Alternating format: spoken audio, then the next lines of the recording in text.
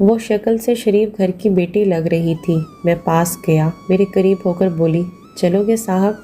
मैंने पूछा, कितने पैसे लोगे? कहने लगी, आप कितने देंगे? मैंने उसकी नीली सी आंखों में झांक कर देखा, वो बेबस सी थी। मैंने बोला, आओ कार में बैठो। वो डर रही थी। कहने लगी, कितने आदमी हो? मैंने कहा, डरो नहीं, मैं अकेला ही हूँ। वो खामोश बैठी रही, फिर कहने लगी, आप मुझे सिगरेट से अजियत तो नहीं दोगे ना? मैंने मुस्कुरा कर कहा, बिल्कुल नहीं। फिर उसने एक लंबी सी सांस भरी। आप मेरे साथ कोई जुल्म तो नहीं करेंगे ना? वो बहुत खूबसूरत थी, मासूमियत उसकी बातों से टपक रही थी। फिर भी खुदा जाने वो क्यों जिस्म बेचने पर मजबूर थी। वो नहीं जानती थी मैं कौन हूँ। मैंने पूछा, खाना खाया है? कहने लगी, नहीं। मैंने होटल के सामने गाड़ी रोकी। होटल वाला मुझे जानता था। उसने जल्दी से खाना पैक किया और मुझे दे दिया। मैं आकर कार में बैठ गया और अपने डेरे की तरफ चल दिया। चौकीदार ने दरवाज़ा खोला। मैंने कार पार्क की। रात के 11 बज रहे थे। वो मुसलसल मेरी तरफ देखे जा रही थी। मैंने खाना प्लेट में डाला, उससे कहा, हाथ धो लो। वो कहने लगी, मैंने नहीं खाना।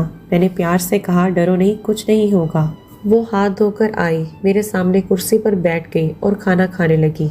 जब खाना खा लिया तो कुछ खाना बच गया। कहने लगी, ये मैं घर ले जा सकती हूँ? मैं मुस्कुराया, बिल्कुल भी नहीं। वो चुप हो गई, बुर्का उतारने लगी।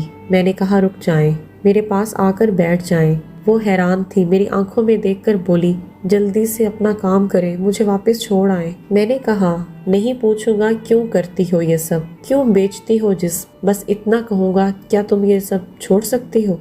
वो मेरे चेहरे की तरफ देखने लगी। आप पागल लग रहे हैं मुझे। मैंने उसकी आंखों में देखा, हाँ मैं पागल ही हूँ, सभी पागल समझते हैं मुझे। वो कहने लगी, अगर कुछ करना नहीं है तो मुझे वापस छोड़ कर आओ। मैंने उसके सर पर हाथ रखा और फिर पर्स से 10,000 निकाले, उसके हाथ पे रखे। वो हैरान थी, कहने लगी, मैंने नहीं लेने, आप क्यों दे रहे हैं ये पैसे मुझे? मैंने उसके चेहरे पर एक थकन महसूस की थी। वो अपने आंसू रोक के बैठी थी, बार बार कह रही थी, बस मुझे वापस छोड़ कर आओ, मुझे बहुत डर लग रहा है। मैंने उसे यकीन दिलाया, डरने की कोई बात नहीं है। अच्छा बताओ ना, बहुत दर्द दिया ना जिंदगी ने?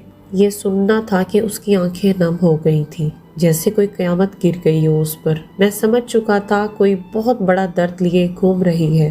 दरवाजा खोला, कांपती आवाज में बोली, मुझे छोड़कर आओ वापस। मैंने उसे बैठने को कहा, बताया कि मेरा नाम मुस्तफ़ा है, डरो नहीं, खुद को महफूज समझो। जब उसे यकीन हो गया कि परेशानी वाली कोई बात नहीं है तो वो बताने लगी, शोहर मर गया है, 3 बेटियां हैं, ससुराल वालों ने निकाल दिया, माँ बाप फोत हो चुके हैं, ना कोई भाई है, ना कोई मामू है, ना ही मेरा कोई इस दुनिया में सगा है। चाचू के घर गई तो चाचू के बेटे ने मेरे साथ ज्यादती की। मैंने जब चची को बताया तो सब ने मुझे गलत कहा और धक्के देकर घर से निकाल दिया। दूर के रिश्तेदार ने एक बूढ़े से मेरी शादी करवाई, उसके भी बच्चे थे। उसके बच्चों ने मुझे बहुत जलील किया।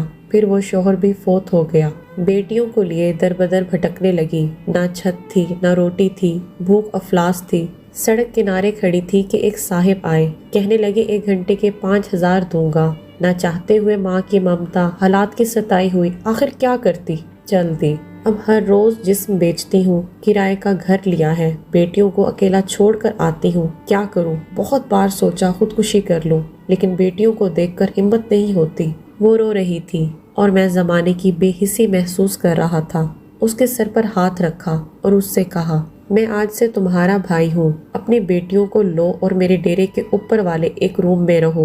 वो यकीन नहीं कर पा रही थी। गाड़ी में बिठाया, उसके घर पहुँचा जहाँ बेटियाँ सोई हुई थी, बहुत प्यारी थी।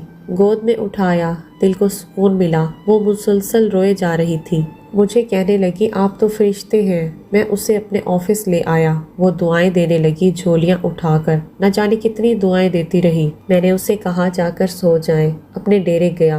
मेरे सामने से वो चेहरा गुजरा जो एक लड़की अपने शोहर से झगड़ रही थी। उससे कह रही थी, मुझे तलाक दो, तुम्हें मेरी कदर ही नहीं। वो अपना घर जला रही थी अपनी बेवकूफ़ी की वजह से। बेचारी क्या जाने ज़माने की तलखियाँ क्या होती हैं, ज़माने का डसना क्या होता है। मैं बताना चाहती हूँ उनको जो अपना घर जानबूझकर उजाड़ती हैं। तलाक़ें लेना आसान है, उसके बाद जीना मौत है। कभी सास का रोना, कभी नंद का स्यापा, कभी जेठानी से लड़ाई। ये हर घर की बात है। इसका हरगिज़ मतलब तलाक लेना या घर उजाड़ना नहीं है।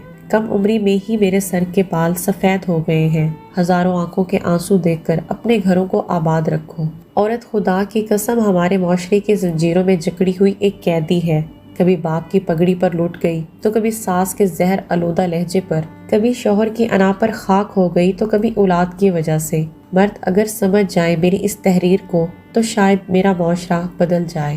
آج کی ویڈیو پسند آئی ہو تو لائک، سبسکرائب اینڈ شیئر ضرور کر دیا کریں۔ ملتے ہیں جی نیکسٹ ویڈیو میں، تب تک دیں اجازت۔ اللہ حافظ۔